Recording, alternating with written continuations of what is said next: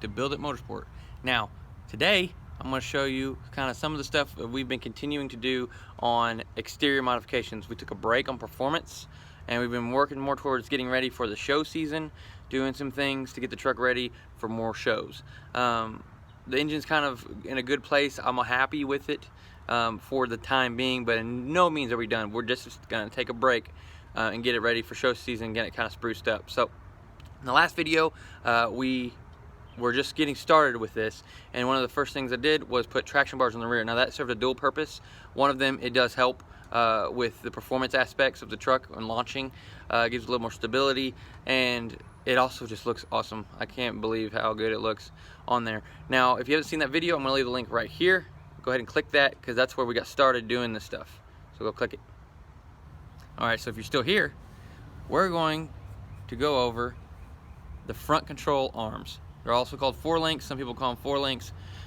On the front, it has coil spring suspension, so you have to have something to locate the axle in position. And there's one of these on the top and the bottom on each side of the truck. So there's 4 in total. Those are gonna be matched to the same color as the traction bars were, so that way it looks good and it matches. Also, real quick, before we get into doing those and where I got them and what I've done to make them match, I'm going to go around and show you some of these little things, like how I paint match some things around the truck. Just kind of, basically the gold is the accent color, so we're going to go around and do some things to kind of accent the accent color. So I'm going to get right into it and show you guys some of the things I've done, and then something special that you'll have to wait till the end of the video to see what I got. And I did not expect them to come in. They were supposed to be back ordered for months, and they just came in, and it's awesome. So huge shout out to them, but I'll show you that at the end of the video. First, I'm gonna show you all the things we've done and how to paint match these and make them look good. So here we go. So if you watched the previous video, which I recommend you go back and do, this is one of the first things we did. It's Far From Stock traction bars. Far From Stock is a brand known in the truck world, and they're really nice. I got them. You have to do it yourself kind of kit. It's a lot more in depth than what we're going to be doing today with the front bars, but I got those, I painted them, did it all myself, and they turned out really good. So that was our start to our accent color. So just moving on, I did some color matched stickers, just some little decals for the window. It looks good, it shows, we like them. That's Smith & Wesson Firearms and Diamondback Firearms. Then moving around here, we've got a couple local truck groups we have here. Arkansas Truck Alliance and Arkansas Truck Life, and then there's the Battlewagon. I have another couple stickers on the other side, but I'm not going to show them to you because one of them is who tunes my truck, and he's just overbooked and not taking new people really, so I'm not going to leave him out of it because that's his request, is to be left out of it. I got this bullet and I just painted it, made it match, look good. I went and did the tow hooks right there, made those look good. Of course, you got to do a 3-stage. You got to do prime, you got to do paint, and do good coats of, decent coat of prime, and then good coats of paint, especially on those hooks up front, because they can get rock chips, and then you do some clear on them. That's how you want to paint everything you paint. And that's Far From Stock and an S&B, because it's the filter that's on there, and I really like it. And I would love to fill this whole window up, but I think it's a little pretentious. Probably do some more stuff to fill out the back glass right before the show, but I don't really want to run around with these stickers all the time. I do drive this very often, so. But let's get it right into what we're gonna do. That's just a couple things that I've matched around the truck just to kind of make it look decent and not like those bars stand out by themselves. So now we're gonna put these guys on after I paint them to match that color. So right here you can see the original factory ones. They're just stamped steel. That it's kind of, I mean, they're fine, but they work fine, but they're just not the prettiest and they don't really match anything. These on my other side, I have one of them, the bushing in the end is popping quite a bit, so it's something I wanted to do anyway, because I don't know that I could justify just replacing something just for the looks. It's not really my style typically. But they're popping and I want them to match, so I went and got these other ones. So that gives you an idea of what we're changing out. It's both of these, and then there's another set on the other side we're going to change out. So anyhow, I'll get right into it. I'll show you how to tear the other ones apart so you can do it and paint them without tearing out the bushings and whatnot. So I'll get right into it. So here we have the control arm, one of them. There are 4. The uppers are smaller than the lowers. The lowers are going to be thicker. But these are made by a company called Stryker Off Road Design. They are just a little company, but they make a good, decent product. I would not say their customer service is very good, but they make a decent product, and I'm pretty happy with the pricing and everything. So they come powder coated black, and so that's good. They are all greasable on both ends. They have good quality collars inside of these bushings. Instead of having like a piece of metal that's been bent into a circle, these are actually a solid piece of metal tubing that is cut to fit. And the upper ones are a little bit bigger around, but they're the same way. Good quality stuff there. They definitely are doing a good job on their products. The ends are welded on to this tube, and remember, the upper is going to have a smaller hole here than the lower, as well as the uppers. You can tell which ones those are because of the collar, and also the top bar is going to be 1 5/8 diameter. Then the bottom bar is going to be 1 7/8 diameter on this tube here. So that's another way to designate them. But if you're going to have them powder coated to match your vehicle, or you're going to have them painted like we're going to do to match the paint that we've got going on, then one of the first things you're going to absolutely want to do, especially powder coating, you have to, but if you're going to want to do, is pull the bushings and the collars out. So you can't really get the bushings out without pulling the collar out first. So what you're going to have to do is get your collar setting on something. Now, you don't really want to scratch it. It's powder coated, but it's preferred not to dent anything. And what you're going to do is get the appropriate size punch. Now, see this punch? If you hit this really hard, it's going to get stuck in there. You don't really want that. But what you can look at here, see how this goes all the way through? Now remember, I'm going to have 2 different punches. One's thicker because this one's an upper. But you want the punch to stick all the way through, and I'm going to show you why here in just a minute. So you're going to take it, and you're just going to grab it, get it on the end of your deal here, and you're going to push down. See, sometimes it'll come out, sometimes it doesn't. So if it doesn't come out, you're going to take your hammer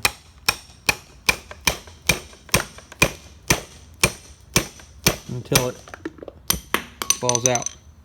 So now you see, sometimes the collar, this metal sleeve that's inside of there, will come out with the bushing. Sometimes it'll just fall out by itself. Either way, I'll show you. These bushings will just pop back out, and you can just stack them up and off and out of the way, and see, you can tell they're different than each other, so you can't really get them mixed up. So now you see we've got this bushing off, but you can't get this off. It's really hard to get it off because you just punched it onto a wedge. Basically, you've got it wedged in there. So the reason we wanted it to stick out the bottom is you simply have to just take it like this and drop it. Now, that might not get it on the first try, but you take it, drop it, and if that doesn't work, you can just do that. But you don't want to tear this up. You want to take care of these, because this surface is going to be riding inside the bushing. You don't want it tearing on the bushing and having unsmooth surface. And this end is going to be clamped between the frame mount and the axle mount that is on there. So you don't really want to tear it up necessarily either. So you just take care of it. But that's how you're going to get those apart. Make sure it sticks out the bottom. And then for the bigger ones, you're going to have to use a bigger punch. But that'll get it out for you fairly quick and easy without any issue. I figure that's a good tip to give. So the next thing you're going to do is hang them, prime them, paint them, and clear them. So I'll show you kind of how that looks and the process that you go through and how I'm doing it. If you haven't been powder coated, then you take them into that company like this, and that's really easy to do, so they won't charge you to pull those out, and you have them do that. But if you're going to powder coat them, make sure that on the threads for the grease dirt that you don't they don't powder coat in the hole, because it will make it really hard to get those screwed in, and you might have to get a tap and die set out, and that's never fun. So but we're gonna go ahead and get right into how we're going to paint them. If you're powder coating them, just take them in and powder coat them just as they are now, but we're gonna paint them. So I'll show you guys how that is gonna go. So here we have the 3 steps that we're gonna go through to paint these properly and correctly to where they should last and be good and durable. You can choose the color of your choosing, and it doesn't really matter as long as it's an outdoor paint. This paint I chose because it matches what I've already used, and it's supposed to be extra durable, chemical and chip resistant. So I hope that they'll be a little extra good for being under the truck and catching rocks and whatnot. It's going to be under there. But you don't have to use this color. You don't even have to use wheel paint. This technically is wheel paint, just for the extra durability factor that it has. But you don't have to use this color. You also don't have to use this primer, but make sure it's at least an outdoor primer. You can use whatever kind of primer you want, as long as it's a primer that is for metals. And just, I use this right here, and honestly I think it's going to work great. Another thing, this is the wheel gloss clear coat. It's clear coat. I use gloss. You don't have to use a gloss, I also have a matte. I would highly recommend that you use this clear coat. You can use whatever primer you want, as long as it's compatible with the surface that you're using. You can use whatever paint you want, as long as it's an outdoor paint and it is what you want to use. Preferably an automotive type of paint though. Then on the clear coat, I highly recommend you use this clear coat. This is for wheels. This is the exterior surface that's going to be getting the most abuse. It's going to need to be durable. So this is for wheels. They have gloss and matte finish clear coat. So this basically is supposed to be long-lasting, glossy finish, fast drying, easy to apply. Because it is the same type of wheel as this, it's for wheels, it's going to be a little bit extra scratch and chip resistant. It's going to be a little bit more durable of a paint without being like a high temp paint or anything like that. There's no need for it to be high temp. So it's going to be a little bit stronger, and that's definitely one you want to use. So we're going to primer it. We're going to lay a nice even coat of primer, just enough to cover the whole surface. You don't need to make it a thick coat. Then once you've done that and you've let it dry, it should dry fairly quickly. Maybe give it 5 minutes at the most, and it'll be good and dry. Then you're going to go over it with your paint color. You're going to do this very carefully. So I'm going to kind of give you an example of how you want to do this. You don't want to, with primer, you can just kind of get right up on it and do whatever. Primer's primer. But with the color, you're going to want to give it a nice distance. You don't want to coat it in one coat. It shouldn't make one pass and coat the whole surface. That's how it's going to make a run. It's going to drip and run down the side, and it's going to look like hammered you know what.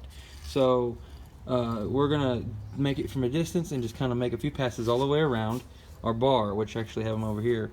And once you get a nice even coating, a nice even, what I call it is a dust coat. It's a dusting. You're gonna dust it from a distance until you get some good coverage. It might take you a few passes to get that done, and then once you get that coverage, then you can go and let that get dry, and you can go, which maybe 3 to 5 minutes, and then you can go over it and get a little closer. You don't want to go slow, you want to go quick, but you're just going to have to do it. If you're not used to using rattle can spray paint, then maybe you should practice. I've had a lot of practice doing this kind of stuff, and I can make it look like it was done professionally, and I haven't had any issues. So it's just kind of one of those things. But there's some tips. Nice, easy, light coat on it until it gets some coverage, and then go back and you can get a good solid coat. And you can do as many of those as you want. Just allow it to get tacky or sticky or dry a little bit between those thicker coats, or it will run. Then once you let that dry completely, you can go over it with the gloss. Same kind of thing with the gloss as with the color. You can do like a quick dusting for your first pass, let that get sit for maybe a couple minutes, and then you can go back over it and do it. The gloss is more likely, the clear coat is way more likely to run than this color coating will. Primer, if you're making it run, then just stop, because you're not gonna be able to do it the rest of the way, because primer really doesn't run very often. It's not that hard to use. But this color will run a little bit if you're not careful doing the steps I said, and this will definitely run if you don't do it right. You're gonna want to go down it and across the surface, and then move to a different area, let it get tacky, let it get sticky, and then kind of dry it a little bit is what I mean, and then go over it again. And then, so you want plenty of this light coat of this, just enough to cover the whole surface.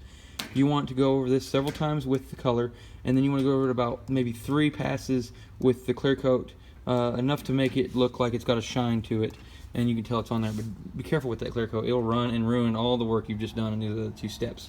So now, without any further ado, me rambling on how to paint things, I'm going to show you how they turned out. So here they are. Here's a couple of them. I did those 3 steps I just talked to you about, and just like on the traction bars, they come out absolutely gorgeous. And you can see those, absolutely gorgeous. The other one is right here. They just look really good. So that's how they come out whenever you're done with them. Now that final clear coat, you're going to want to let it sit, and honestly I would say definitely let it sit for 24 hours once you've gotten it finished. Just let it sit for 24 hours after you've clear coated them, and let them get nice and done completely and cure fully before you even touch them. So what I have these hanging off of is just off of the shop door here.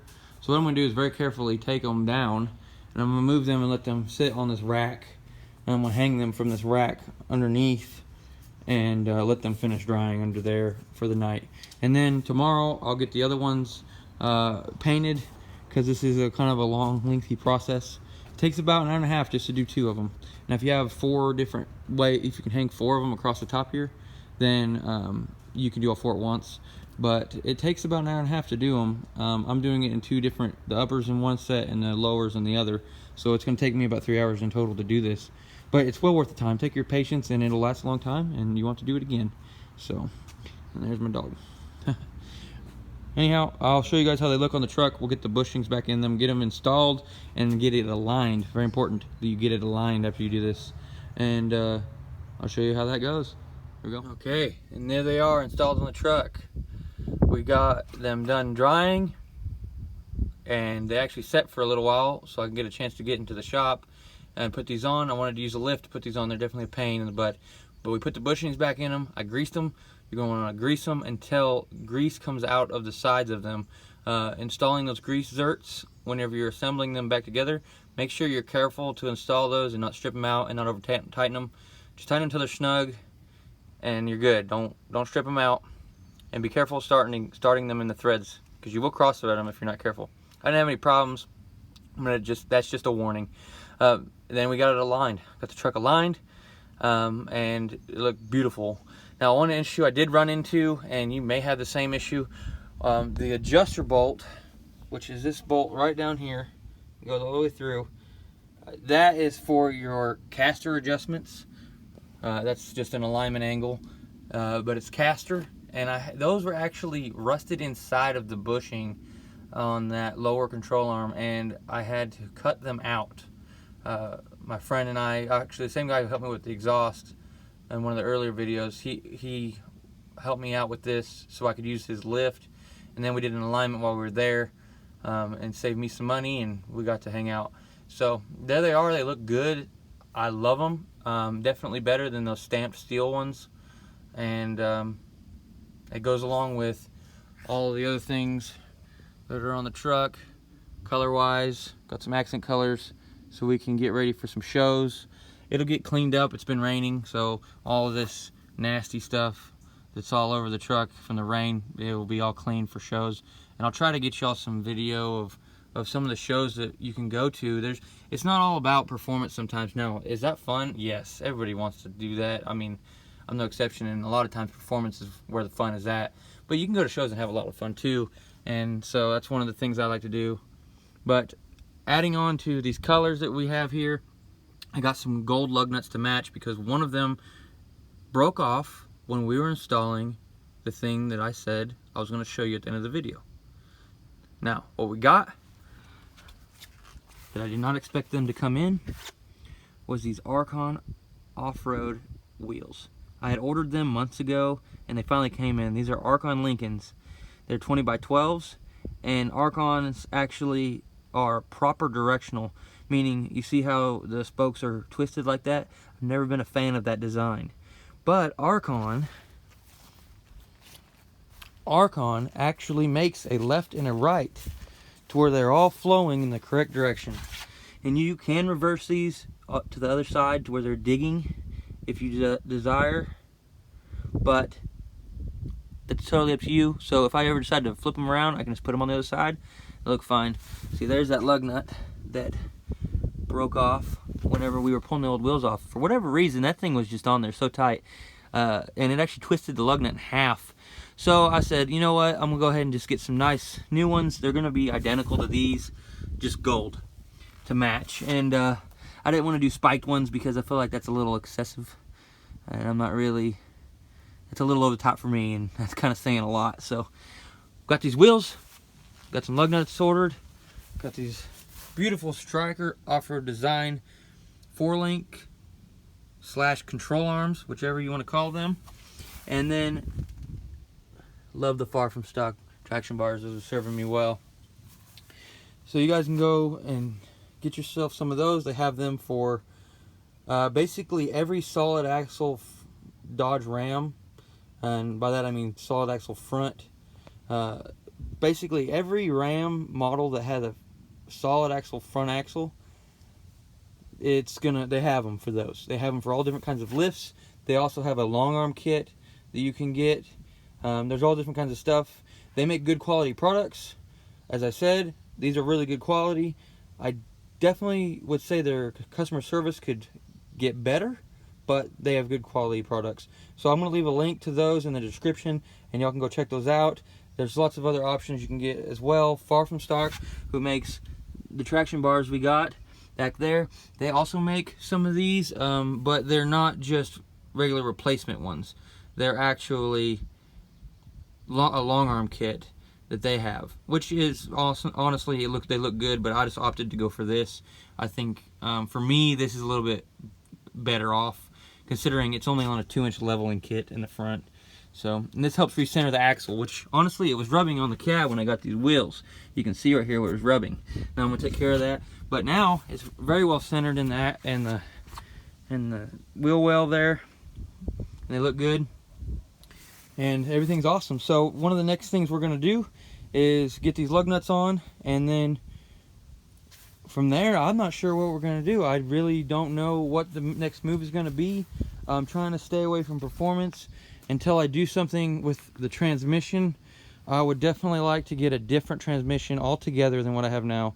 I don't think that we can really hold any more power than what is currently in the truck with this transmission. Just the 545 RFE transmission, which is the 65, the 545 RFE, and the 45 RFE are all basically the same transmission. And this transmission, those transmissions, I don't think it can really hold any more power than currently have, especially because of the weight. It's just a lot of strain on the truck. So I really don't think that there's any more that I need to add. May do some things, but nothing major. So if y'all want to give me some suggestions as what to do, or if someone out there has a way to put a 66 RFE in this truck, and that would require a new transfer case and a tune. If someone can show me a way to do that, I've been looking into that, and that's what I want to do. Also, I want to give a huge shout out to Hot Damn Racing Team. He's having some trouble with his truck. He's got a lot of power in that thing. It's a rear mount turbo system. It's on a 4th gen 1500, and it's a big old truck, kind of like this. It's a big truck. It's a heavy truck. So if y'all go over there, I know I don't have a lot of y'all watching at this point, but please go show him some love. And if you guys can come up with a transmission option, I really think the 66 RFE would be a great transmission option for both of us. But got to figure out how to do it. Got to figure out how to make it work. Got to figure out how to tune it and all that. So that's just a special request. But anyhow, please like, share, and subscribe. And I'll leave a link to those beautiful Stryker Off Road Design control arms in the description. Thanks for watching Build It Motorsport. See you on the next one.